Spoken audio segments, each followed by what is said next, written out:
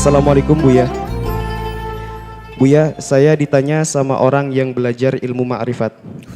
Mereka bertanya kepada saya, di mana ada ayat di dalam Al-Qur'an yang melarang makan dan minum ketika berpuasa.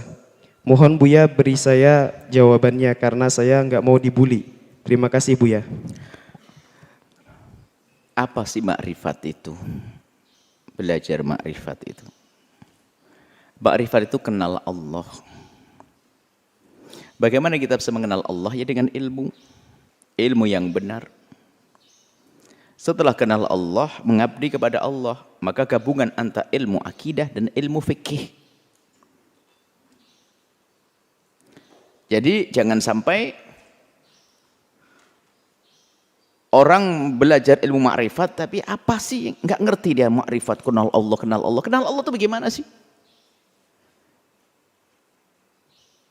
Kenal Allah, ngaku-ngaku kenal Allah. Kalau kenal Allah dengan hatinya, maka hatinya akan menundukkan, memerintahkan seluruh anggota tubuhnya untuk mematuhi Allah. Dan mematuhi Allah ada tertuang dalam Al-Quran, hadis Nabi, dijelaskan para ulama. Maka gak ada belajar ilmu makrifat kecuali melalui itu. Kalau belajar ilmu makrifat khusus tapi gak belajar fikih, gak belajar akidah, bohong itu gak ada. Makrifat bohong itu. Nah, lah kalau belajar ilmu makrifat harus ngerti dong tentang puasa. Masa puasa masalah larangan makan enggak tuh? Karena Al-Qur'an fal'ana basyiruhunna. Nah, kemudian lanjutnya kulu wasrabu hatta yatabayyana lakumul khaytul abyadu minal khaytil aswad. Misalnya, ini kan kalau di malam hari boleh kau gauli istrimu dan boleh kau makan dan minum sampai nanti terjelas antara tali hitam, benang putih. Maksudnya kalau terbitnya fajar. Maksudnya apa? Ya kalau siang jangan makan lagi. Jelas-jelas para ulama. Kemudian dari hadis Nabi SAW sangat jelas. Nah kalau ini saja tidak tahu bagaimana nanti belajar makrifat. Hati-hati. Kok orang belajar makrifat kok tanya mana ada larangan makan di siang hari dari Al-Quran. Wah ini nggak belajar makrifat dia. Wong itu fikih anak kecil aja sudah paham kak. Namanya puasa menahan diri dari hal-hal yang membatalkan, diantaranya adalah makan, minum. Kalau ini saja tidak tahu bagaimana dia belajar makrifat. Makanya kita paling takut ada ilmu tasawuf dibikin main-main oleh sebagian orang. Kalau dikatakan dalam berpuasa, kau boleh di malam hari menggauli istrimu dan boleh makan sampai pagi. Maksudnya apa? Sampai pagi. Kalau setelah pagi, subuh, ya jangan.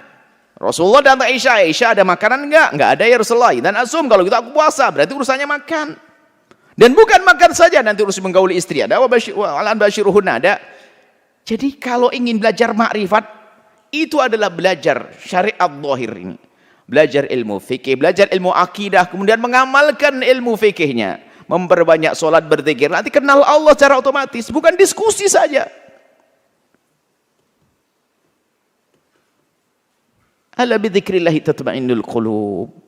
Dengan bersebut nama Allah berzikir akan tenang hati. Seperti itu. Kalau belajar ilmu hakikat makrifat ya seperti itu. Bukan ilmu makrifat itu ilmu khusus seperti ilmu makrifat. Makrifat itu buah daripada kita belajar sampai kepada makrifat Allah. Maksudnya ilmu makrifat itu kenal Allah. Makanya gelarnya para kasih Allah arifin billah. Orang yang kenal Allah subhanallah. Bagaimana kenal Allah? Enggak sholat subuh kenal Allah, pasti enggak kenal Allah. Kalau kenal Allah enggak akan ninggalkan sholat subuh. Kenapa? Oh Allah murka sama yang enggak sholat subuh kok. Kok dia enggak sholat subuh? Ayo.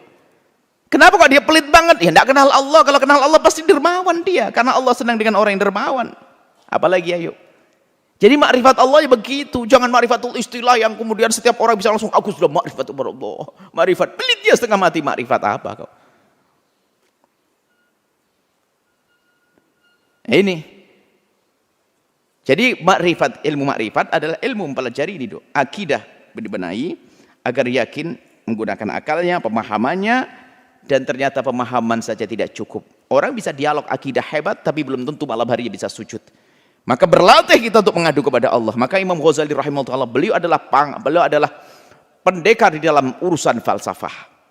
Bahkan beliau yang memporak-porandakan falsafah yang sesat dengan tahafudul falasifati.